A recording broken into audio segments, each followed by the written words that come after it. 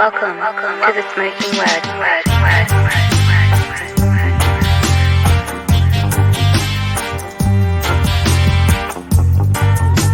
Welcome to the Smoking Word.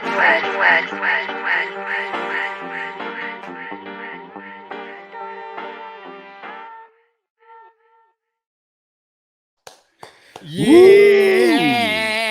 Hold on. I want to give an extra. Look, I'm going to give a little extra, what do you call it? Wi-Fi time. Listen, I'm excited today. You know me. Look, I don't have to gas myself up for this one. Listen, I had to go to the mountains of. It's in the borderline of the Himalayas in Connecticut. Yeah, and I had to go deep to find my boy, the one and only Connecticut's finest, which I call New York North. But the Yankee part, at least, that's what I tell Beatty all the time. Listen, Sean motherfucking Martin, my brother, what's up? What's up? How are you? How you First back? of all, listen, I'm really bugging out because I lost you for a little while there. Yeah, I was MIA for a little while. You know. Yeah, no, I like that. I do that every once in a while. I'll just go away. It's total your style, but it caught me off guard. So I'm like, because I know we have talked a while ago, and then I'm starting to see the Hatebreed, you know, which we'll get into the whole Hatebreed tour thing. And I'm like, I saw they put your face in, and I said, oh, they're bugging out, because I know you guys always, you know, you're still mad close with them, and I said, they did it for you know, a thing, and then I read, and they're like, wait a minute, and then all of a sudden on my feed, I started seeing, hold on, who the fuck is this? I hunt. And then I said, yo, that's my man right there. And I saw you back, but I was glad that I saw that it wasn't just a one. It ain't. Let's talk about that quick. All right. Yeah. Celebrating which record? I know which record, but let everybody know. And 20 years of perseverance. Yeah. Jesus. Yeah, 20 years of that, right? That's crazy. Time flies. You know how that happens, right? Like, you wake up, you're like, wow, how'd that? I know. 20. And which record was that in Hatebreed's catalog? Like when before? How many records before that? That was Satisfaction was the first one. Satisfaction is the Death of Desire, and then we toured on that record for like 5 years, and then Perseverance came out. Gotcha. So That's what it was. Under the Knife, I guess, technically was the first one. Under the Knife, and then Satisfaction, and then Perseverance. Yeah. Look, I want to ask you this, and I hate saying it because you're my man, so I hate doing it, being like trying to be formal, but I'm curious because now that I'm thinking about it, same thing with fucking Frank. Yeah. I don't know. Like, we were like, yo, Frankie was different because with Frankie, we had beef at first back in the day. Yeah. And then we became boys.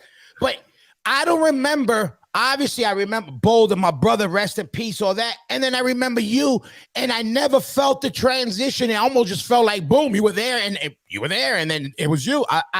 Yeah. I joined the band like a year after Satisfaction came out, pretty much, almost like exactly a year after it came out. And that's what it was. Yeah, so Matty played on it. Or I'm still friends with Matty too. Like he played on the first record, him and Boulder. Yeah, and then I joined during, you know, the year that came out. In between the first year, I believe it came out in like 97 and I joined in 98. So yeah, they had the 90s. Yeah. And then it was me and Boulder forever, you know. So then that was a hard combo. That was the don't get me, let me see, because you know weed only affects the short term. That was the what do you call the bigger Ozfest lineup, right? You were Boulder? Yeah, the first Ozfest that we did was listen. I remember that. Yeah, totally. That was you guys had a hard guitar section. I mean, the whole hard section there, but that was a hard section. Yeah. Oh yeah, it was good. It was cool. It was great, definitely. And where did Sean Martin come from before that? What was the band before that, and how the fuck did you get into that? I know you play guitar as a kid. I know a lot of this shit because but I want motherfuckers to know because you are that guitar dude. We've talked about it in the back lounge many a time. a trillion, kabillion. But I know you always been that guitar guy, but I never thought about like what was the first band, when did you come up, or how was it that you fell into that? Well, I was always in bands not always, like when I was little, dude, I was like in a cover, like a thrash cover band, like when I was like 14, 15, did that Mhm. whole thing. And then I didn't play in bands a lot when I was like in my teens. I was just hanging out and stuff. And then when I'd say probably when I was around 19, I joined this band Higher Force. And then I joined Evolve, which was like the same time. So I all of a sudden I was in two bands that were pretty active in Yeah. Connecticut in like the hardcore scene. So then Higher Force turned into 100 Demons. And then that was what I was in forever. And then I used to sub for Death Threat too. I used to play for Death Threat once in a while live and stuff because good friends with all those guys too. So like, Yeah.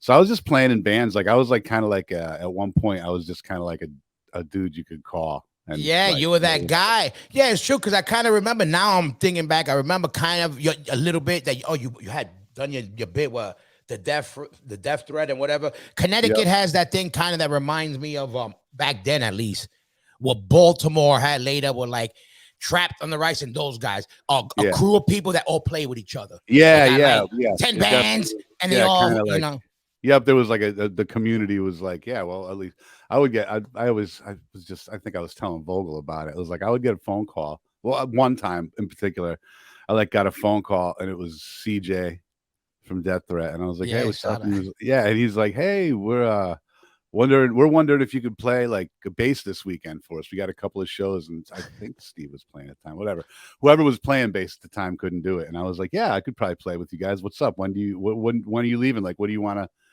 do? They were like, we're getting off your exit right now. The fuck out of here. And it was like, all right. And then I would just jump in the van and go for the weekend because it was like I knew the songs or whatever. Sometimes it was guitar, sometimes it was bass, like whatever. Then but then I was in 100 Demons too. That was like the main band that I was in before Hatebreed. That was active. We had a demo out when at one point we said they were the heaviest band, not just sonically, which they always were, but remember 100 Demons, you guys were like a fuck. Well, that shit was like a fuck. We could have put you motherfuckers in a wrestling show. We could have had like if we had the internet back then. I had 100 Demons on the road. Like we go to different small independent wrestling circuits and just play and then fuck somebody up, leave. Definitely. You know, it'd be so one of those shits. Forget about it. And then, all right, guitar. Some people are just meant to it. What was the one thing that made you grab it? Was it somebody or was it happen to be laying around? Because that's usually the case. You know, you see somebody or it's somebody has something laying around that you pick up and fucking. For me, I think I just wanted to play. Like it was like a definitely like I just wanted to do something. I remember I told my mom, I was like, I want a bass guitar, a drum set, an electric guitar, or a set of turntables. Yeah. It was like whatever we can make happen. I want to do something, but excuse me, but she came home with the she came home with like a little electric guitar and an amp and a distortion pedal because we lived in apartments.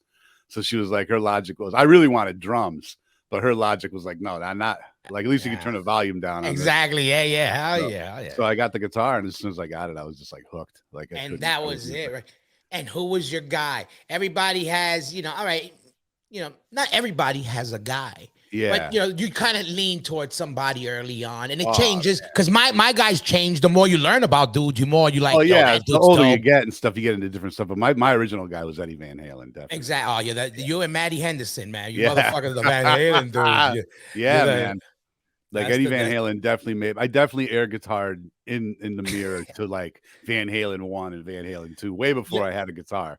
Like and then 1984 was big for me too because it was the keyboards and stuff that like it opened up a lot of avenues of me being open-minded for the rest of my life. Yeah, because I know you're a hip hop guy, and I also know you fucked around with sounds and electronic shit, so that makes sense. Yeah, and it was like Eddie Van Halen was always like didn't give a shit. Like he played, here's a synth album. Like, and absolutely, he did the Michael Jackson shit. He'd jump on whatever you put. You know why? When you're that dope. Ain't nobody gonna tell you shit. It's like you put Stevie Ray Vaughan on something, you could put him on anything. Tell him that it's whack. It ain't gonna be whack. And you're like, it's dope. Yeah, definitely. Yeah, Stevie Ray Vaughan played on David Bowie records. And people, I love when I'm like, that's Stevie Ray Vaughan, and people are like, what? Yeah, right? It's crazy. There's a lot. You know what else I found out? A tidbit. A Bat Out of Hell, I think, a Meatloaf on the harmonica is Huey Lewis. Get out of here. Yeah, well, hey, everybody, don't hold me accountable if I'm bullshitting. Hold on. Exactly. And some out there, you Google it, listeners, while you're listening. Tell me if I'm full of shit, and then hit me on my Instagram. But I had not heard that because that motherfucker's a bad dude. You know, obviously he was a cop. He was like a lounge singer. He played piano. He had a lot of lives. He had a lot of he's a lot of lives. We know about that. That's good. Fucking. So you're playing around. You're doing in Connecticut. Everybody's getting passed around. Yep. Yeah. How does Hatebreed? Yeah. How does Hatebreed? Obviously you guys knew each other. Everybody knows each other, especially then. Like, you know what I mean? Yeah. Boulder actually asked me. He had been wanting me to play, and it was like I just said no. I said no a lot for a while. Like, you're the no guy. You always yeah. I'm like, well, I don't even know what my problem is at this point in my life. But like, it's like I wasn't unhappy. I was like, man, I was a roofer. Like, I played in 100 Demons, played in Death Threat once in a while. I was doing my thing. Like, doing my thing. I wasn't like even thinking any of this could be real. Like, you know what I mean? Like, whatever. Yeah, of course. You know, in our world, because people got to understand this. You know, everybody listening, maybe for a little bit younger also, hardcore and heavy music now, there's a lot of big platforms. Us coming up, there was a roof, meaning you aren't going to be playing. There wasn't even a thought of doing an arena. That was like fantasy or open air. You know, we lucky we got to all do New those. Jersey was like the sickest thing ever. You know, we play, if you played in front of over 500 people, which is still great, but you're like, what? Oh, man, it's like Central Park. It might as well be. I remember one of my old bands, Evolve, opened up for Super Touch. Yeah. And it was like, I think we got paid $80 and we were like, why we got paid? We got paid? Yeah. Serious? And then it's like $80. That's like $1 million. Hell yeah. Like, oh man, I wish it mattered like that. Nowadays, I'm like, what? You motherfucker. You scumbag. I know. That's great. So Boulder calls, he's like, what happened with it? Because you always had two guitars. So what happened? One was leaving. He knew it was coming. Yeah, Matt left for whatever reason, and then they. I really don't know 100%, but I know that Boulder was always. He was like, you should just play in Hatebreed, and I was like, well, yeah, but like, you know, like I'm cool, like whatever, that's great, and it's like not even like on any like hater type shit. It's just like it's like all right, whatever. I'm a weirdo. I work in a junkyard. Sometimes I'm a roofer. Like, you know, like I'm playing this band. I'm taking kung fu. Leave me alone. Yeah. But and then whatever happened, I remember. I gotta find it somewhere. I got an old video, or I'm sorry, an old answering machine, the little mini cassettes from answering machines back in the day. And I got Boulder on there just going, I know you're standing there listening to this, not answering your phone. Oh my God. Just join the band. Like, listen, you got that? We gotta get I gotta find it. Yeah. We gotta get that and like put it in the Smithsonian. You know what I mean? Like, it gotta go in the Connecticut Smithsonian, something like, you know, or we have to put it like, I know what we gotta do. Listen, Jamie, motherfucker, you better hit it. You know, Connecticut, and now let's make some power moves. We need like a what do you call it? Like a stone, you know, like a monument, but you press it and it says that shit, you know. So you woke up, you get like, it's like, you know what I mean? Like, oh my God, standing there, I love Bo. I miss that. That was my man. I love Bo. Oh, the best. And so you got him. Yeah, like then I was standing there listening to it, and I didn't pick up the phone. You're like, how did he look? Yeah, he just knew. But then we were hanging at a Death Threat show, and he asked me again, and then it was one of those things. It was like one of those things where it was they had a tour coming up, and they needed somebody to do the tour as a second guitar player. So I was like, you know what, I'll just do the tour. Like that's cool. That's fine. I'll do the tour, like whatever. And hey, whatever. And that was it. I never came back pretty much. I did that tour, and it was like Jamie called me, and he was just like, hey, you know, there's not a lot of money, but like, you know, like if you're into it, like that'd be great, like whatever. And I was like, yeah. And I wasn't joining the band at that point. I was just going to do that tour. Jumping on shows. I was in 100 Demons and this and that and everything. And then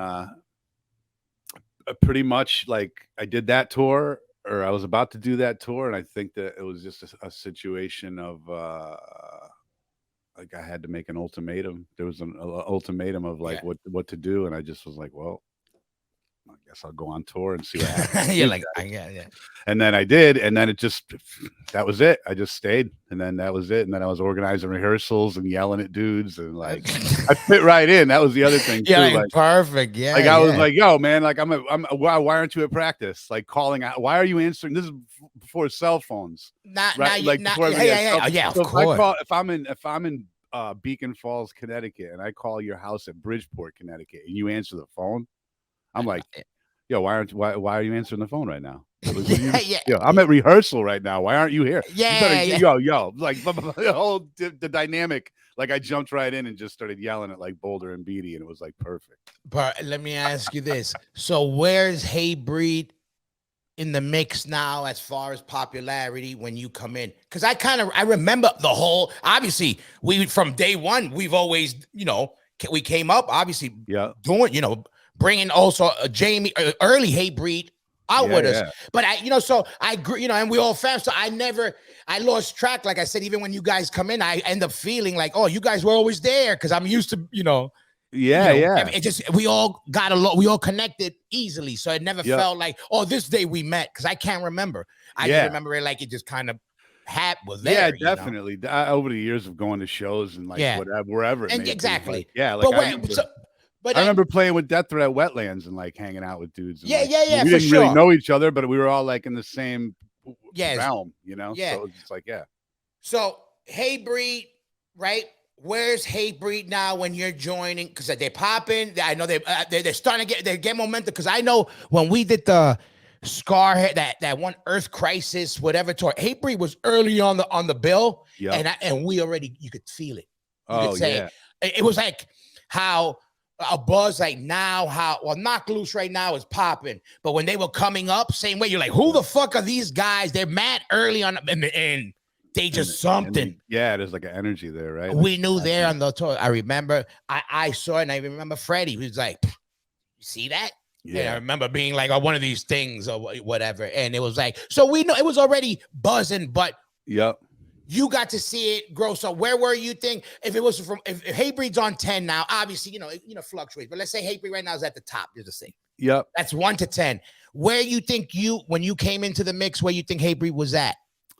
Like locally, like Northeastern hardcore, definitely. Pretty popular. Like, of course. And the times were different though. So pretty popular back then was like not as many. It wasn't the same. Like the numbers. I mean, in the bigger scale, forget the local scene. Bigger scale. We hadn't even started to do the legwork yet. Exactly. No way. All right. That's what I was saying. I remember to do the legwork. Like it was a pain in the ass to get a rehearsal schedule, let alone like get through a tour. Or get to Jersey without someone getting pulled over. Because that was the thing with Hatebreed. Also, Hatebreed was fucking known for like, hey, are they gonna even show up and play? I know. I don't forget shit. Weed affects the short term, everybody. I don't forget shit. And it'd be like, yo, these motherfuckers showing up or not, and it would be like, oh, it'd be. There was definitely a run. But then the next thing, but there was always the buzz. I remember the buzz, and then it seemed right. It was always the right move, like the right show. Then add another, the other guitar, like keep it. Always kept it moving and kept it like trying to add to the, adding stacks of slabs of clay to the mold. Definitely. Like, and I always say, it was like Jamie definitely. He had a vision. He has a vision. Like, and it was just like kind of like just.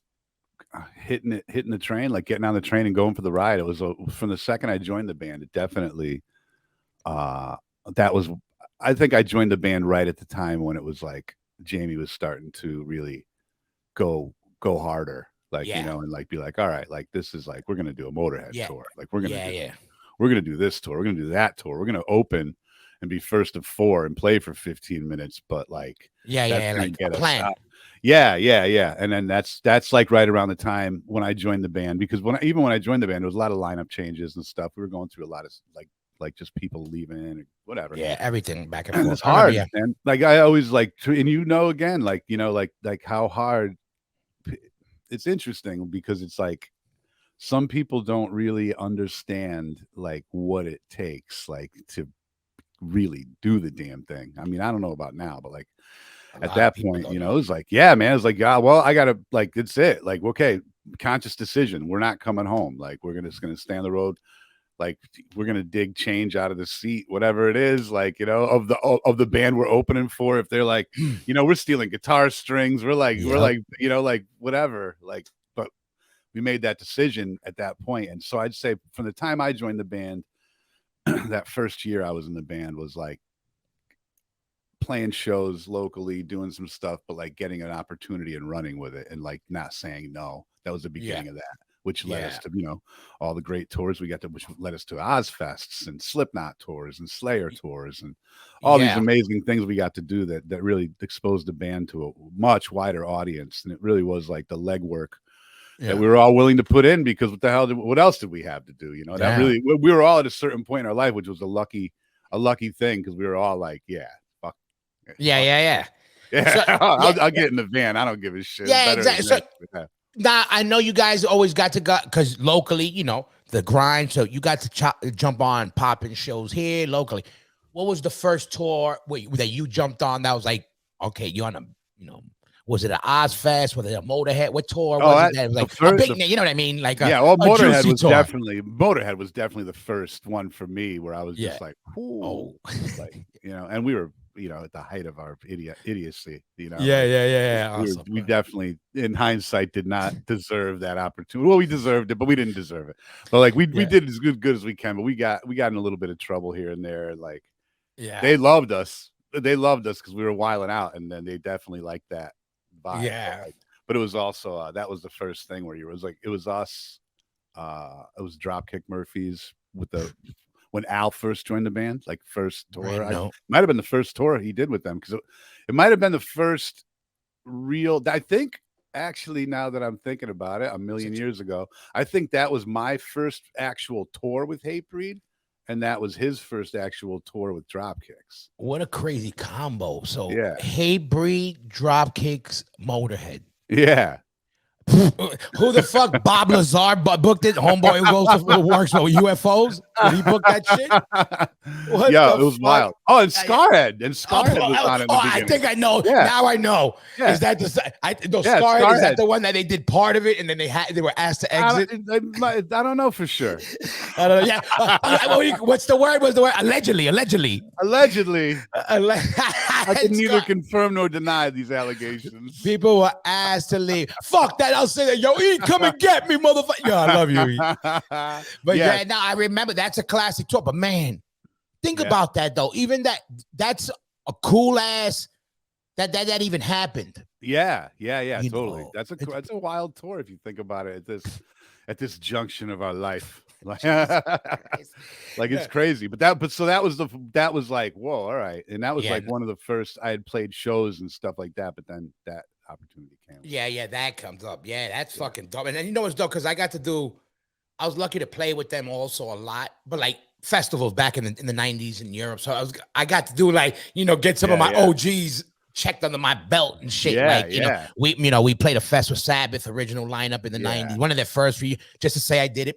Well, it wasn't original. They had the I actually saw Sabbath had a bad show, but I got to play with them. It was, man, it hurt. It broke my heart because that's my favorite band in the world. And it shouldn't have happened. But I think, you know, those days I caught Homeboy's day. Man. And you know who it was? The drummer for Faith No More. He's a killer. No, yeah. Oh my God. He's bad. Like that guy cannot mess up. Well, I saw him mess up a lot. No.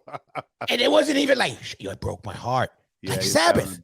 He was having a bad one. Something was going on outside the realms of rock and roll. We're gonna say he had a lot of shit going on, because I know he's better than that. No, it hurt me, and I'm like, something's up, but it was crazy. But it's cool to do, like, we get some of those, the Lemmys, you know. I did that, you know, got to play with, you know, the early, different later versions of the Celtic Frost with Martin. You know, you guys too, with the Triptychons. You know, at least you got these. It's cool. You know, from our world, we're like, it really is. Like, to me, like, that's the biggest for me. It's really wonderful to get to say, like, I toured with Slayer, like, you know, or like whatever. Like, I got to go on an Ozfest that Sabbath played on, like, you know, or like I played some shows with Judas Priest. Like, get out of here. Get the fuck out of it. Well, I say something. I think I might have told Jamie that, but I saw now in metal. it's obviously I got, Sabbath as king. And then when we get to that thrash shit, obviously I love the Priest. And of course, that's great. But it's Slayer. It comes to Slayer when it comes to that shit. Yeah, definitely. I want to hear another day that broke my heart, but I was kind of liked it in a way because it was hard. Yep. Hardcore was in the building. You had the fucking Roseland. You had to be in that version of the band. Slayer. Oh yeah, yeah. I'm getting goose pimples. Yeah, because it wasn't for me. But I said, these niggas are killing Slayer. Slayer's can't. I go, they murked, not by a little. It was a massacre. Yeah, I'll say it. I'll talk because I love Slayer. I remember. I remember that it was written, and not just because it was New York and hate, because it don't matter. Slayer comes to New York and demolishes New York still. Oh yeah, they're East Coast loves everywhere, but East Coast has that shit. Yep. I seen that. That's where I knew. I already saw you guys doing Osprey. I was like, yo, these motherfuckers blow them out the box tonight. I was like, that's impossible. Even if you hate Slayer. Exactly. It was great. And then I knew, I was like, oh, and the next thing I know, I was like, I remember saying people saying at that point, like maybe a little bit after, they were like, oh, that's our Slayer. Like people in our world. And I was like, man, that's crazy. We're seeing it. Like, you know what I mean? I'm like, it's crazy. And what I wanted to ask you about was the Ozfest shit. So what was it first? Ozfest or which was, you did a bunch of those, like Tattoo the Earths and Tattoo the Earth was the first one. That was the first one, right? Yep. We did that, and that Slayer was on that.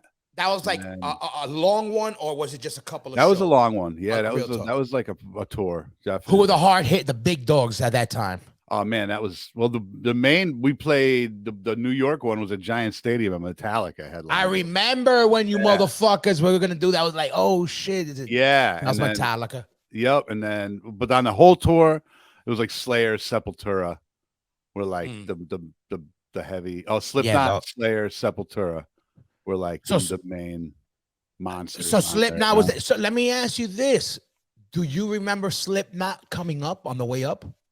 I remember from the beginning, like I don't remember him like from before, anything. Because they kind of came out like full guns blasting with the label first. Yeah. Jamie had met them guys. I think the legend has it when on the Satisfaction run before I was in the band, they had played like Des Moines and dudes came out. Yeah, dudes from Slipknot came out to the show and hung out, and like that's how far back Jamie knew them, like as acquaintances, and then I guess they just kept in touch or something like that. And then, by the time, anytime they were already out, and it was definitely they were already on their way to being pretty damn big. But we played, I remember a weird show in the middle in Des Moines, and then dudes would come to the show and hang. Yeah, and they had their album had just come out pretty much. Yeah, because I remember they're fucking if they're not the biggest band at the second, they were, and they're still one of them. Oh, absolutely. Yeah, for sure. But I remember also, because I remember them coming up being like, because they had I seen them on an early showcase show with Biohazard. I think they were actually opening for them in New York. And I remember being like, well, they weren't masks. Even then we were more ignorant. I was like, not having none of that theatrics. Yeah. I was like theatrics. I was like, because our world was away from that for a while. Yeah, definitely. Of that kind. I was like, oh the fuck, what the kind of being a meathead about it, or whatever. But I remember being like, my boy Martin, my brother, he was on tour with fucking Biohazard, and I went to see them, and he was like, yo, but they bugged out, and I remember saying, oh, I'm hearing about, so I was like, Ozfest. Look, I'm gonna even admit something right now. You got me gonna admit some shit. I admit how much of a meathead, how much shit I talked. And I'll admit when I'm wrong. We had Ozfest, and Warren Lee's my motherfucker. He's my witness. I shot at the Warren. So we had one of the Ozfests because we went to see you guys. Yeah, it had to be you guys because you're the only motherfuckers we knew in that world that would get us in or whatever. Because I wouldn't pay to go. But I'm like, all right, so we go and I see we on Roadrunner at the time. And I see one of my A&Rs. I won't say her name, but it was a girl. All right. And then, so she goes, and I'm a Warren. She goes, oh, come with me. So these guys are on the floor. There's like a field, and like they're laying on the floor doing a photo shoot. Yeah. So this is the first time I'm physically seeing them. I never knew that. And she goes, "Oh, come check out this new band we got, whatever." And I'm being a meathead with Warren. Oh yeah. And I'm trying to be Bob, fucking man. What up? Who these metalhead? And I'm looking at that star. Yo, these motherfuckers got masks on. And I kind of turn up a little bit on purpose to be a little ignorant, being a meathead. Oh, Baba. And I'm with Warren talking shit like, get the fuck out.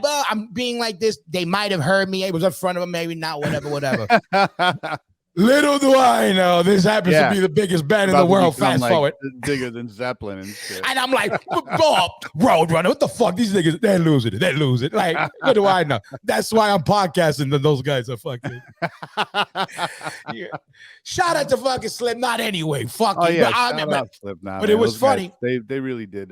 Hey, in terms of with Hatebreed, man, they definitely embraced. I gotta say, and I'll say that I know that. I'll say that, and I give them for always taking Hatebreed, and wherever Hatebreed went, Hatebreed brought the culture with them. So I'm always in for that. I was always like that. And then I think that the chance to get to do those tours definitely exposed a lot of people to hardcore, and definitely exposed a lot of people to like that end of it. Like maybe would have never known about it or whatever, and then you see Hatebreed opening up for Slipknot and like the middle. Hell yeah, for sure. Yeah. You know what that was? That was what happened when. I'll tell you exactly what that was. I'm gonna score you motherfuckers out there to show you what type of fucking thespian I am on this heavy shit. Thespian. I'm a motherfucking cornucopia of knowledge on this heavy music shit, motherfuckers. We'll get into that later. But you know what that is? You know what you guys were on that? You were the guys were the suicidal that were on the Metallica tour back on the day. People went to see Metallica and saw Suicidal. The next thing you know, their hair got cut, their jeans got cut, and that's what a lot of people that were Slipknot, hearing that, I give Slipknot this for being as big as they are. That shit is extreme, minus the singing. Oh yeah, the melodic. Brutal. It's fucking mean shit. If you like it or not, it's not like like that's when I knew also music was changing with two bands being really crossing over. Was them and Lamb of God. Yep. Shout out to Lamb of God. But when I first saw Lamb of God, I said two things. They ain't going nowhere. I said that name is too brutal. Oh yeah, right. Yeah. I go, people ain't gonna have that. And when I saw them, I never forget this. That's fan. I love those guys. They rep, they show love, and they're hard. But I remember seeing they had like a, one of these Lamb of God specials. It was like early on for one of their records, and they're like hanging out in Virginia in the backyard. And they're like in flip flops. And they're Virginia dudes. So Virginia got that punk, metal, thrash, hardcore mix. But I'm looking at it, and I'm like, it ain't the fantasy that we're used to thinking, rock star, big. I go, these dudes almost too real, too grimy. Yeah. Too brutal, that's too extreme. Yep. And then when they were on like a Jimmy Kimmel, one of them, I said, yo, those motherfuckers did us. That's dope. Because you can't put them in but they're the commercial one of this. No, those motherfuckers are hard, mean, Lamb of God. The devil got them on playlist, They're brutal. It's great. It's great that and fucking for heavy music as a whole, like it's such they're definitely so huge, and it's so cool to see that they pretty much stuck to their guns. They didn't really I give them that much. Like I'm not a fan of that, but what's hard is hard. They got live, it's a spectacle. They kill it. They've been killing it. Yep. Let me ask you this. Where the fuck did the tattooing happen? I didn't even know you could fucking draw. I can't. I can't. Everybody go to Brass City Tattoos. After showing the tattoos, do your face tattoos. I'll trace something up real nice. No, but wait a minute. I kind of remember you weren't really a drawer early. You kind of got into it and started drawing, right? Am I right or wrong? Not really. Like I was like always. So I always hung out at shops, and then like I was always hanging out with my boy Darren. Shout out Darren. Shout out Brass City Tattoos. Shout out Gumby. I know him. Gumby. I was psyched to. I actually want to get him on. I was psyched to see him at the shot when I saw when I saw the shot and I saw you. I was like, yo. Yep. Because one of the last times I saw him was at your shop before he went to Miami. That was at the old location. So that was on the block. Yeah, you and Warren came up. Yeah, that was great. Dude. Yeah, we hung. And so I was hanging out with Darren all the time, and then I wanted a tattoo, and I was just hanging out, doing the thing, not saying anything, and just being anywhere he was working. I was hanging out, loitering, doing whatever was asked of me, whatever. The shop hang around guy, wherever they would let me sit. And doing all that stuff, following him all over the place. Then I ended up getting in Hatebreed, and then that kind of the tattoo thing kind of went on the back burner. And again, this wasn't something I was like, I wasn't. I just knew to keep my mouth shut. I just wanted to be around it and like not be like, I want to do tattoos. Like, yeah, because I never knew none of that. I didn't. Yeah, I was think just that falling came back. after.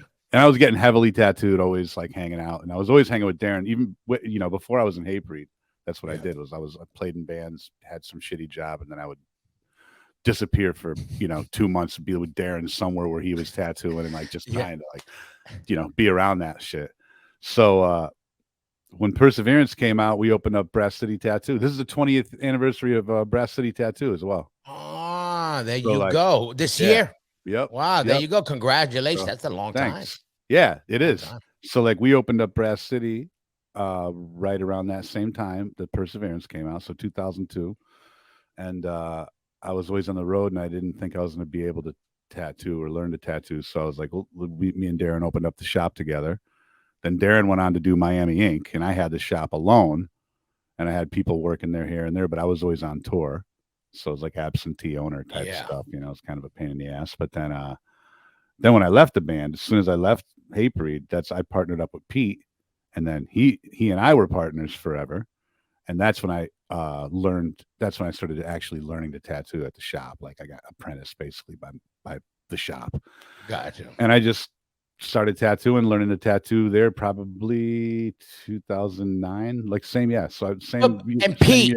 And Pete wasn't tattooing. He was just around it or owned or just hanging out, just hanging out, owning it, being there all the time anyway. Like obviously we're always hanging out, and it was a situation of like eventually I was like, I just don't even want to own it because I just want to tattoo and like do my thing. So Pete owns it. So Pete owns the shop.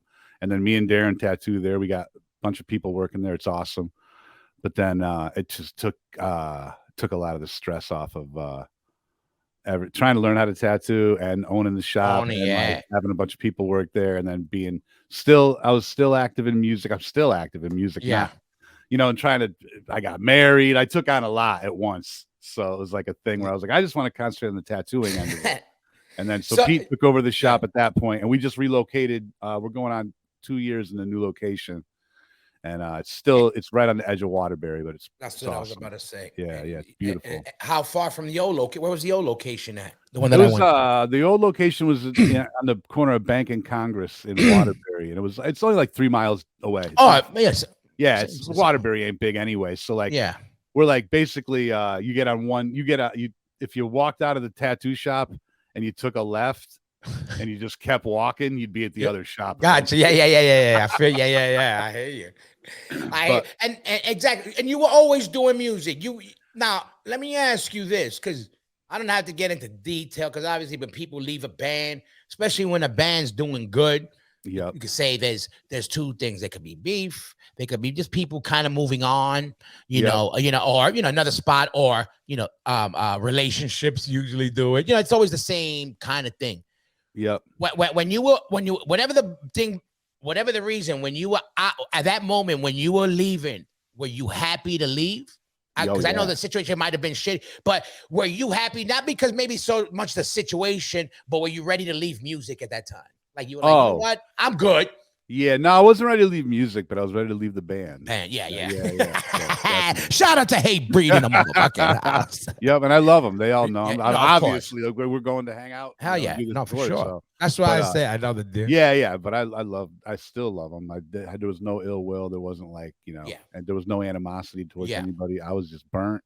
Yeah. And I wanted to do some different stuff in my life, and I did it. I'm doing it. Like that's the whole thing. I wanted a tattoo. I wanted to get married. I wanted to like try to see what it was like to not do the band, but I still did, that's what I was gonna say. Hold on before you skipped it, because I know there's music in there, the exoskeleton, all that. There's a bunch of stuff. Like I had the exoskeletons thing with Wes. Then I co-wrote a bunch of stuff for Cold Cave. Yeah, and I want to get in. I want to get into the twitching tongues thing too later. But so I want to go kind of in order. So right after Hatebreed, or you're tattooing. Now you're like, okay, let me go tattoo. But I know so I apprenticed basically at Brass City, and then Corey Schoolidge is the one who put the machine in my hand. And then Darren Brass was always my dude. That's like the Yeah. whole reason I'm even in tattooing, period. Yeah. And around that world was him. Yo, Darren, I need you on the podcast. Stop. Yeah, we'll get him on the podcast. podcast. Of course, definitely. you tell him. Yeah. Look, because actually, why? When I roll up one day, they're gonna roll up to the shop. We're gonna do some shit at the shop. Oh, dude, you should come hang for a day at the shop. We got. That's what I mean. We're gonna definitely do that. But no, for sure. So I know so you're tattooing now, but okay, you're tattooing. You're out now. You're concentrating on the tattooing. You're not married yet, right? It all happened kind of like at the same time. Yeah, it all really did happen. That gap when you were home, when you came home. Yeah, like so when I left the band, it was like I left the band. I made a record for Cage. I got married. The Cage record. Yep, and then I started apprenticing and got married. Like this is like all like within a 2-month gap, kind of like. Was he bored? I'll let everybody out there answer. That motherfucker got bored. He got married, tattooed, freaking, what do you call it? Triathlon. Yeah. What else you do? I just had to get right to work, basically. Yeah. You know, I had to like get it. I used to say it was like the equivalent of like doing an e-brake 180 on the highway of life. Yeah. Like and just spinning around and going in the other direction. Yeah. So, but that's good. Yeah, no, it was good. So like that between learning to tattoo, getting married, all that stuff, it definitely took up all my time. But I was also then I played guitar for Kid Cudi for a year. I toured with him. Wait. You did the Kid Cudi? I didn't know that. Yeah, yep. I did a bunch of touring with him. Like I didn't know that because you kept that shit on the low. Yeah. I'm getting that Kid Cudi loot. I need that. Nobody call me. Changing my number.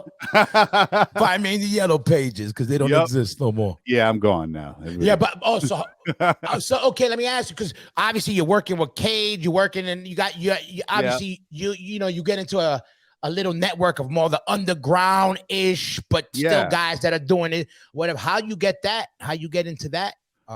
That gig, how did that pop up? I had met all of them guys just from being in the band. You know, you meet so many people, and then one of my good friends, Daryl from Glassjaw, had made an introduction a little bit before all that.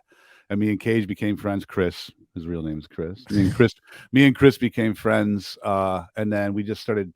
He knew I made beats. Like we just started talking about that kind of stuff, and then we just started working on music together. And that turned into the album "Depart From Me," which came out a long time. It came out like 2009 now. Yeah, I remember. But we did that record, and then because we did that record, that's how I got introduced to Cudi through Chris. And then I met him, and then that just ended up me being just his touring guitar player for a while. It was cool. Yeah. Really awesome. Good experience. Did you do much? Just a song or two? I was like a live band. He had a whole live band, so I was like the guitar player. Yeah. So I was playing on every song, but it was like taking his songs and deconstructing them and just kind of giving them simple rock. Of course, rock guitars like behind them. You know? Yeah, just playing like 3 chords behind it, but whatever. Adding a little rock and roll oomph to it, Yeah, for sure. Let me ask you this: how is he as a performer? Because from what I know on the outside, he's one of those dudes that works on his live shit, like rock and roll, like even mentality. Like he's about. He sells records, but he ain't that guy like that. They know he's known for playing live, being doing. At he's that got point, his own. He's eccentric and shit, like yeah, definitely. He thinks outside the box for sure. He's definitely he's awesome. It was super good to work with them, and we it was more like it was super 8-hour rehearsals and definitely hanging out, taking a break. Everybody taking a break and coming back and like doing another couple hours. Yeah. And it was like, but I loved it because for me, I used to say like, and it's not a diss towards anything at all, but like when you're used to playing metal and hardcore and having that energy level, I always say it's athletic guitar playing. It is. I said it was like playing for Kid Cudi was super fun and super easy because I also understand how to make beats and I understand production and stuff, so it was a little bit easier for me to sit into that seat and like deconstruct it and know how to tastefully just kind of rock it up a little bit without going overboard. Yeah. Of course, because you're a hip hop guy, so you couldn't make shit fucking brutal. It got to be like it's got to be. You got to make it sound like it's sitting in the song the right way, almost like a sample or like it got to be a candy version of a hard thing, a little bit more candified for sure. That's when you hear like the WWE.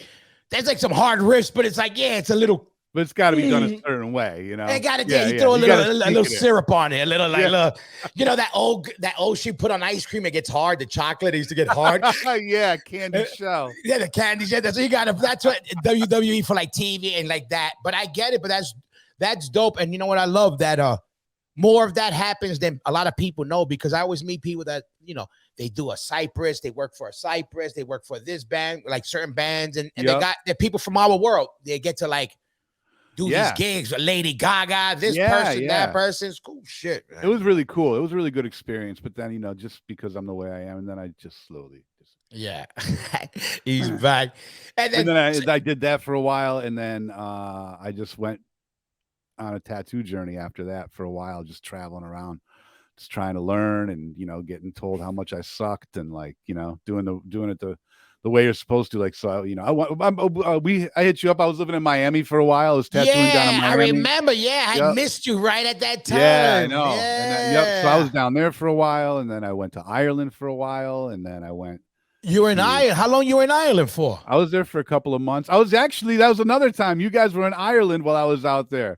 And I remember me and you texted. You knew I remember you were like, "Yo, you're in Ireland. What's up? We're in Dublin or something." And I was like, "Yo, that's like not even that far, but I can't." Like, you're like, you told me I'm in Cork. I can't come see you. Dude, exactly. All of a sudden, you had an Irish accent. You go, "Oh yeah, I can't come see you. I'm eating combi for a cabbage." I'm in County Cork.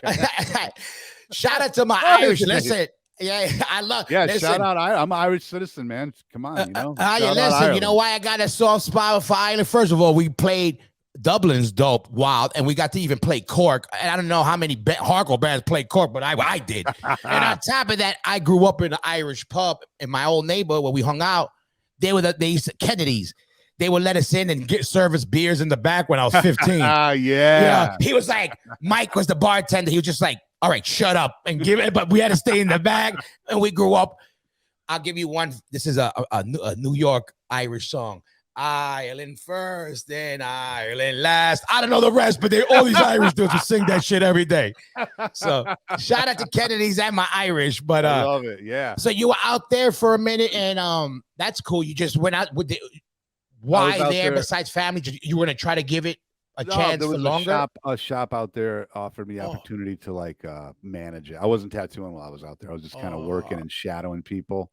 And just kind of running the front and doing all that stuff. So I did that for a few months. And then when that was up, I came home and I was going to go back, but you know how shit happens. Yeah. And then and your lady, I was going to move out there. We were going to move out. Oh, you were? Yeah. But excuse me.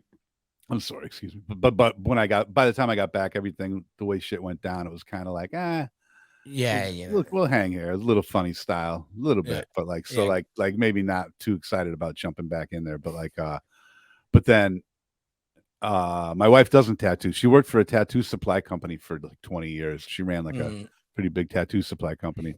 But then, when I came back from that, she went into doing real estate, and she got a real estate license and stuff. So that's what she does now. So we're just like slowly building our little, I call it Martin Core.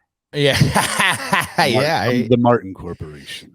Yeah, no, but I knew she had something to do with the tattooing. Yeah, I remember, because I remember saying like, "Oh shit, that's cool when you're in the same, when you could be in the same world, kind of." Yeah. Sometimes it could be a negative, but it could be dope too, because you understand the gig. She knows like the deal.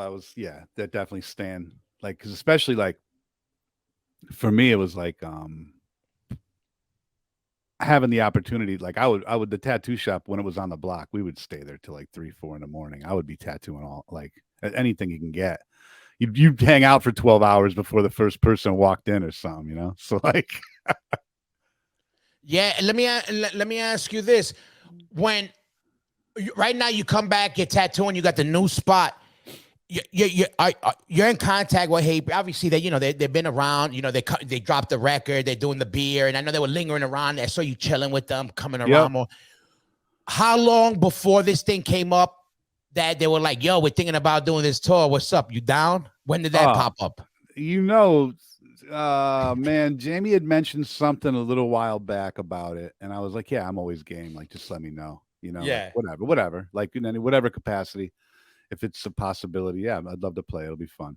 And then I didn't hear anything from him until like a little while ago. Until he says, "Yo, we're on your exit." Yeah, Yo. yeah, dude, pretty much, yeah.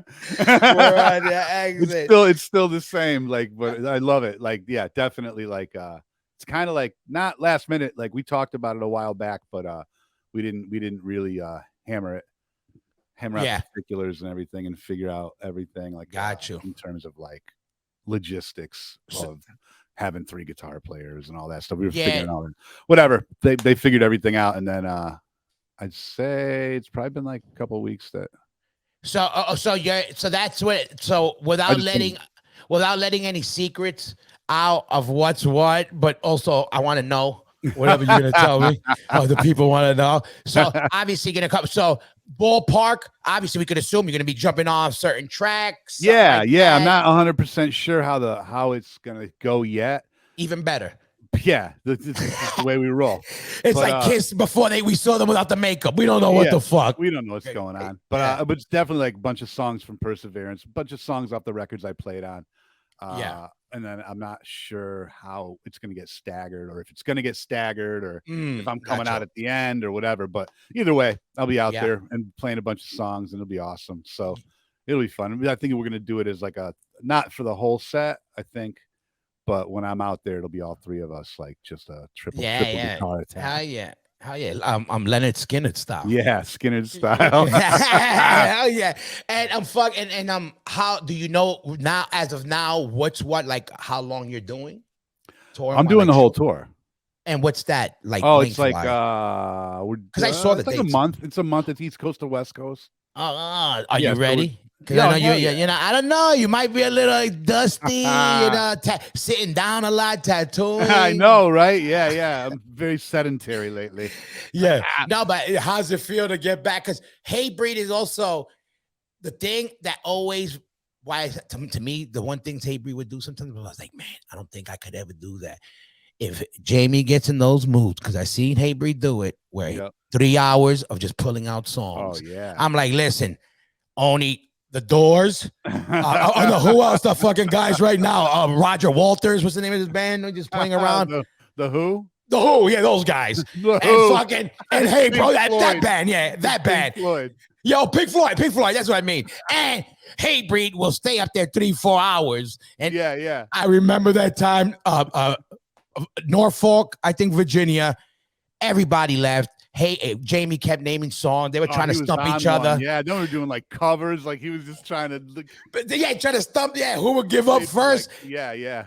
Listen, I think I got blasted, passed out, and woke up, and you motherfuckers were still playing. I think. Yeah, that was ridiculous. Yeah, I love it. But we used to never use a set list, so it was very like depending on how the crowd was going, he would just shout. I just knew the cues, and we would just go.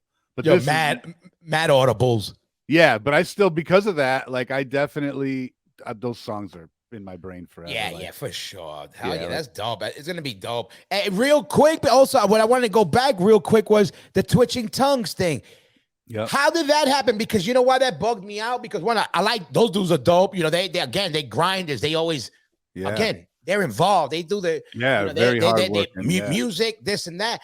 And it's funny because I'll tell you even this real quick. When we were at one point when we were looking, we knew we were looking for guitar and it was already coming. I was like, who would have been good? I was like, man, I wish Sean was still around. I would have asked him like to jump on. That would have been hard. Mad boy Sean. But I was thinking like, but look at check it out. I go, that motherfucker's done with music. I go, he don't want no part of it. So, you know, you're out of the mix. I didn't even think, but, you know, we're throwing guys in our head. The next thing I know, we're watching, I see twitching tongues. I go, motherfuckers. I go, but we already said, but I was like, dope that you're playing and dope that you're playing with young bucks and those dudes because they come from the DNA. Yeah, You know what totally. I mean? They know what's up. 100%. It definitely keeps you on your toes when you're playing with the younger guys. Really good, man. And they're great musicians. They're geniuses. So like it's like definitely like you're like, oh shit. But what made you do that exactly? That's what I was wondering because, like I said, I know for you to take anything because I know you got offers in the past. I know you must have got offers within your time. People, hey, jump on, you know, throwing all, you know, some people must have reached out in the past. Not as much. You know, I think a lot of people. I really think a lot of people probably scared. that I would yell at him. No, Yeah, I'm just definitely kidding. a little bit of that. Like, I would say. but I think like when you leave Hatebreed, I think people are probably like, what? That's what I said. What? Why would he want to do? And he would have just stayed in that band, like if he wanted to, like because there was no animosity, there was no like drama behind it, there was no like, oh, this, and I didn't come out like 6 months later and go, now let me tell you the truth as to why. No, because you know what I was thinking? I was like, nah, Sean, who cares that he played Ozfest? He wants to come play the VFW with us. Yeah, that's what I was thinking. Actually. That's the best part. No, I know you do, but I was like, no, of course, hit him up. Trust me. Let's make sure. I think. No, but not exactly. That that's really why was, dude. No, all they did was ask. Yeah, like, no, but that's what I took as, obviously that was, you left that, and also I know it sometimes is also more than. It could be like where you at in life mentally with your thing, even a relationship wise in the band, outside, whatever it be. I was like, oh, for you. And, when you did other projects, you did the exoskeletons, the other stuff. So I was like, exactly like me. I would not start a hardcore band. Why? I'm in Madball. If I do anything else, something out. And that's what you had done. So when you did that, I was like, oh, shit, he went back to his roots. What made you at that time say, yo, you know what? I'm gonna fuck with these dudes. I wanted to play. Like I was definitely itching to play again, but like logistically, it's kind of hard to get a band together and like all that stuff. Especially with I'm friends with everybody who's sick. We could start a great band tomorrow, but like how? Like when? Where do we rehearse? How do we rehearse? Who's got 8 hours? Who's got an hour? Who's got whatever? So I was just concentrating on tattooing. I was working at Brass City, and I was working at a shop in Massachusetts because I live like on the border of the 2 states. So Connecticut, Mass, I was going back and forth, and I got an email to my tattoo email from Taylor from Twitching Tongues, and he said that they had a new record done, and they had some stuff go on where a bunch of guys left the band or whatever, and they needed a guitar player for some upcoming tours. And he's like, basically, I know you don't know me, but I'm in this band Twitching Tongues, and I knew. So you didn't know them. You didn't know. I didn't know them personally, but I knew the band. Yeah. I like the band. Yeah. So and then that's even dope. That's even better. I love you even more. Yeah. I love you even more for taking on the young bucks, not even knowing them. Yeah, and I was just like, damn, that's pretty sick. Like Twitching Tongues is sick. All right, that'll be fun. Like, let me talk to my wife, whatever. I hit up Taylor back, whatever. I said, well, I'll call you back, whatever. And then I hit up I think it was Martine. I think I hit up Martine. Like I was like, yo, or Martine hit me up. I think I forget. Anyway, I was like, yo, I don't know these dudes. They're cool though, right? And he's like, yeah, they're cool as hell. Like everything's cool. I was like, yeah, cool, right? Like I love the band, like, but like I know we got a lot of mutual friends, so let me make sure some of the mutual friends are like, yeah, yeah. But like, and I guess it was like within a couple of hours, I was like, yeah, I'll do that tour. That'll be cool. And then we hadn't even met, and then the next day we talked, and then they were like, hey, so we got this other tour coming up after that. Like, if it all works out, would you want to do this? And I was like, yeah, what the fuck? Why not? My wife was like, yeah, you got to go. You got to go play. Like, recharge. Awesome. Yeah. And I was like, cool. And then like a couple days later, it was just like, so you want to just say you're in the band? Yeah. I was like, yeah, why not? Fuck it. I'm in the band. Hadn't even met him yet. And then they got good energy, those guys. That's why. And I knew the deal. Like, again, all my friends were just like, all my friends that we had as mutual friends were like, oh, they're great. Yeah. Blah, blah, blah. Like, and I already liked the band. So it was cool. I flew out. We had booked a tour. They had a tour booked. I flew out. I met them. We went through the set, and I knew everything, and it sounded great. And we were like, fuck, all right, cool. Boom. And then we just went. Yeah. And then about 2 years later, a year later, we made a record together, and that was cool. Yeah. So and obviously with COVID, like there's not a lot going on. Everything's starting to pick up again now. So we'll see what's up in the future. For sure. And for as of right now, you got that Hatebreed tour. Is there anything else maybe in the works with Sean Martin involved? Oh, dude, with the Hatebreed fan? I don't know. Like, you talk to. Do you want me to talk to Jamie? Make sure you have to talk to Jamie about that. Yo, Jamie. No, maybe I think, hey, let's go. Let's get this cracking. He needs more needles. Yeah, I gotta buy more tattoo machines. We need more needles. But I'm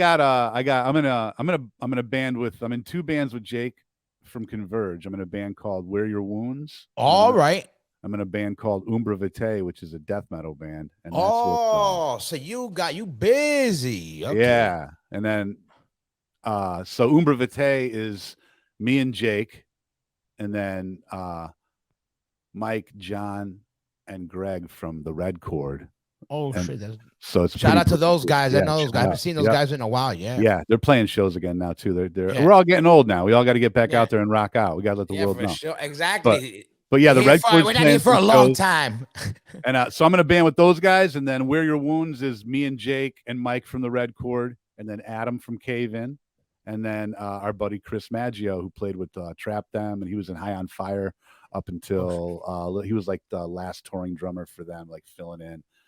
He's been in a bunch of stuff. He's a badass drummer, great dude. Mad weed. Then there's mad weed involved. But he doesn't smoke weed. He's great. Because if you were high on fire, you better smoke something. You better. But now he's doing floors and hanging out in Louisville and waiting to do a tour with us. So we're chilling. Shout out Chris Maggio. I love you. I love all and you're dropping music with that. That's moving forward. That's your shit right now. So everybody looks out. Like 2020, Umbra Vitae's record "Shadow of Life" came out in 2020, right when everything popped, when the pandemic popped and everything. Where Your Wounds, we have a record called "Rust on the Gates of Heaven" that came out in 2019. And then Twitching Tongues, that record came out, was it 18? I think 2018. So I haven't been putting out much stuff. I did a couple of little BEPs. I got a little record label called the Residual Effects. That's what the Instagram handle is, the Residual Effects. So I got a bunch. I didn't know that. Yeah, so it's like I got a couple of beat tapes. I got a Bandcamp up there, and that's going to be like whatever I put out, no matter what it is, it's going to come out via that. And then I got a Death Wish store, the Residual Effects. I got a little store up there where I'm selling art and T-shirts and all kinds of cool stuff. And then Martin Hive's Honey Company. We got a honey company. Saw that. Let's say that before we get definitely let me know what I forgot to talk to me quick, because I learned how important honey is. Yeah, man. In general, besides health benefits, the bees. Besides they bang like crazy, which I back them on that, but yeah, it became more in the spotlight the last couple of years, Yeah, definitely. My wife and I have been beekeepers for going on as long as we've been married. So going on 13 years, we've been beekeepers, and we got a bunch of beehives in our backyard, and then we do the honey and everything. But we have it's great because our honey and Residual Effects, my label and everything, it all goes through Death Wish. Okay. So our honey got signed to Death Wish, which is hilarious. I was gonna say, what I got to do to get a honeycomb from Sean Martin? We got where we go to martinhives.com will take you there, but also deathwishinc.com. There's Martin Hives store on Death Wish Inc. as well. And that's just your store, so people know they want to get fucking your honey, not some others. That's your shit, so that people know. And exactly. That's what I want. I want people to know that he's out there getting his ass stung for these bees for you motherfuckers. Definitely. Because I know that, but that's dope. To anything I really back. We all know it, but anything that you could got in control of how it's made and something like that also. Look, not even on some corny shit, just reality. That shit's helping out the environment. And it's giving. It's giving. It's giving, exactly. It gives us, we gotta we can't be that lawless with fucking everything. It's fun to be lawless, but come on, Yeah, exactly. But we gotta let the bees live. Come on. Absolutely. But the honey you got and all the band camps and shit. And are you gonna take any stuff on the road with you? Any of this? This all happened kind of like a little bit last minute. Mm-hmm. So it's not. I don't really have the time to prepare everything. So maybe we'll see what happens, but probably not. I'll probably just be out there with a Les Paul. And there you go. Shout out to Les Paul. Real quick, when is there a season for honey, or is it all year? In New England, it ends right around now. We just harvested for the year, so we got all our honey. Now we have to jar it up and get it up to the store so they can sell it and stuff. But so in New England, for us, you can get, the season is usually, it ends like October, November. Got you. Go through the winter, then they go over the winter, and then once spring breaks, they start partying. They start and what's the shelf life on that? Forever. Curiosity? Yeah. Yeah. That's what I want people to know, because I know something like that. And when you're getting fresh, clean shit, everybody go get it. That's what I was saying. It ain't something that you got to eat right away. Something like that can sit for a while, and you use it in your you can make your teas, and I know you can use it with everything. Pharaoh's tombs. They found edible honey in the Pharaoh's tombs of Egypt. Absolutely, and they found butter. My son just gave me a thing. They found a churn of butter. Oh wow! And the butter was still good. They said it was edible. How insane! Yeah, my son told me that yesterday. He goes, the fucking still was edible. Who knows it was good, but like it was a quadrillion years. It was in the little thing, but go figure. But listen, Sean, I'm glad. I know you busy. I know you warming up. I'm glad you were able to jump on, but I'm more glad to see you back in the mix. When I saw you pop up, I was like, that's my man. I got to get you right away. Yeah, and it happened to be that you're going on tour, so I'm even psyched. I'm psyched for you. I'm psyched for that, for Hatebreed doing it. Thank you. And the whole shit. And anything you want to let the people know before we out of here? Man, just check out the Martin Hives. Check out Residual Effects. Go to Death Wish Inc. and check out both of those stores. We got a bunch of stuff for sale. And be on the lookout for Umbra Vitae. We're playing 2 shows. Actually, Umbra Vitae, we're playing St. Vitus on December 16th. And we're playing Middle East in Cambridge on December 15th. So come check out Umbra Vitae on those shows. And other than that, check out the Martin Hives, check out Residual Effects, check out Brass City Tattoo. Come on down, get the tattoo. Everything's on Instagram, everything's on Facebook, all that good stuff. So yeah, check out everything we're doing.